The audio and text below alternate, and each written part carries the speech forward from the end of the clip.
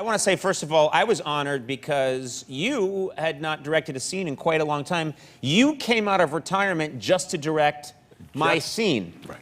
Right. I recognized the inherent talent there, and I felt I must rise to the occasion. Well, you did. I want to ask you, they were thrilled. They spontaneously stood. No one asked them to.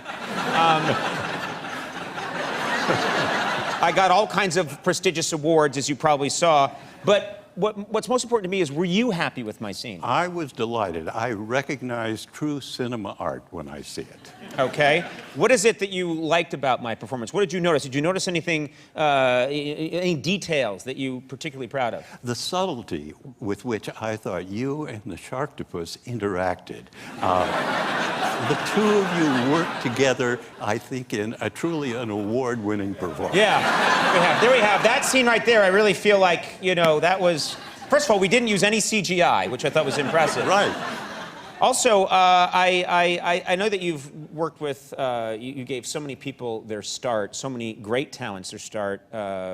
Francis Ford Coppola worked with you before he really worked with anyone else, isn't that true? Yes, right. As a matter of fact, he was the sound man, the second assistant director, and shot second unit all on one picture. Really? Very versatile. Okay, and did you know then this kid's going places? Actually, I knew he was good. I had no idea that he was going to go to the heights he did. Okay, Ron Howard, I think, also got one of his first directing jobs with you, is that right? He started with us as an actor, and the picture was called Eat My Dust, a car chase film. It was a big success, and he came into the office and he said, I know you want to do a sequel.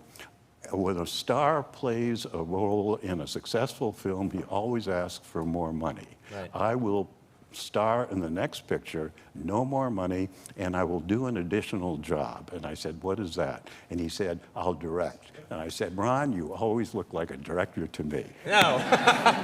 You influence the way film trailers are made. I think many people, especially young people, think that film trailers have always been similar. But no, you really changed the way they were made with a certain innovation. What is it you did? Well, it was Joe Dante who went on to become a very well-known, successful director who started cutting trailers for us. And he was cutting one trailer, and I looked at it and I said, Joe, this is a fairly dull trailer. What can you do to jazz it up? He said, come back this afternoon. I went back this afternoon, and there was the same dull trailer. In the middle was an exploding helicopter. It made the trailer. Let me ask you a question. Was there an exploding helicopter in the film?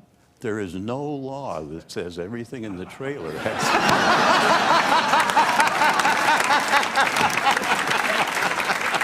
That's fantastic. The balls, man. That was incredible.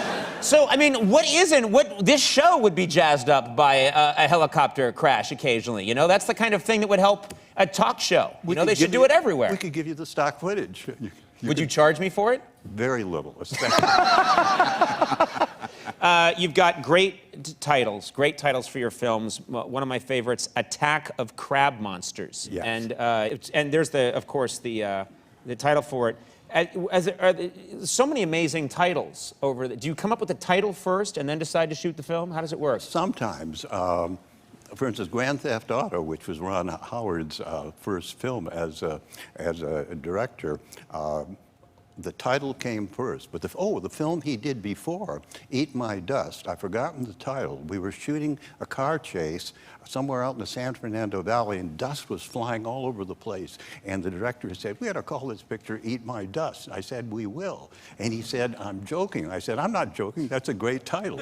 So the title came in the midst of shooting. You shoot very quickly. You're famous for shooting very quickly. What's the average number of takes? We go generally 2, 3, 4 takes would be normal. 4 takes maximum, because you've heard about the other directors that are working out there today. They can ask for, sometimes if they're working with a big star, 50, 60, 70 takes. Jack Nicholson told me a story when he was, because Jack had worked with us and he knew that we generally went 2, 3, 4 takes. He was doing The Shining with Stanley Kubrick, and Stanley is famous for doing a lot of shots.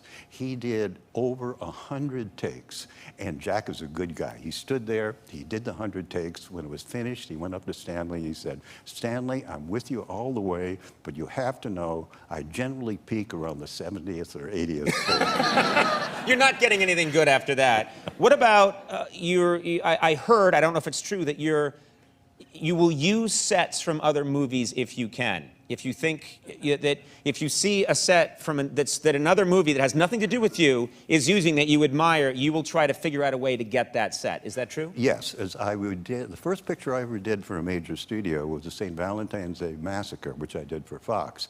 It was the lowest budget picture Fox did that year, and I was determined to do something with it. So I wandered around the Fox lot, and they had recently shot Sound of Music, and they had this big house for the Von Trapp family, and that became Al Capone's mansion. The lovely Von Trapp children are living in Al Capone's mansion. Not only that, there was a really bloody scene where Al Capone kills two of his assistants in that mansion. But there was another scene. They shot Hello, Dolly there, and they built a whole New York street scene for the early 20th century. I used that for downtown Chicago and had my car chases and murders on the Hello, Dolly set. That's fantastic. This sounds like the perfect way to make films. Yes. And very economical. Right. You made a movie called The Trip I wanted to ask you about, and many people think that this movie sort of helped start or influence the psychedelic craze. Was Peter Fonda in this movie? Peter Fonda and Dennis Hopper and Bruce Dern. Okay, an amazing... Written by Jack Nicholson. Written by Jack Nicholson. Yes. You made this film. To understand LSD, did you take any LSD to help you as a director understand how to do this? Well, as a conscientious director, I did. I had never taken LSD, and I felt I can't direct. What year would this be, just to put it in context? This would be in the mid-1960s, when LSD was just sort of coming to the front. So you tell us about this experience you had. Well, actually, I had a great experience. I remember... I'm not pushing LSD in any way, but no. you can meet me in the alley afterwards. I had a dream where there was a clipper ship sailing towards me. You're describing now your trip. Right, my trip. You saw a clipper ship. Yeah, and the sky was sort of red, as in Lucy in the Sky with Diamonds, and out of it came this clipper ship. It was sailing towards me, and the sails were billowing, and I saw that the sails were jewels, and the jewels were glinting, and it was sailing closer and closer, and as it came closer, the sails changed into the curves of a woman's body encrusted with jewels, which was really a pretty good trip.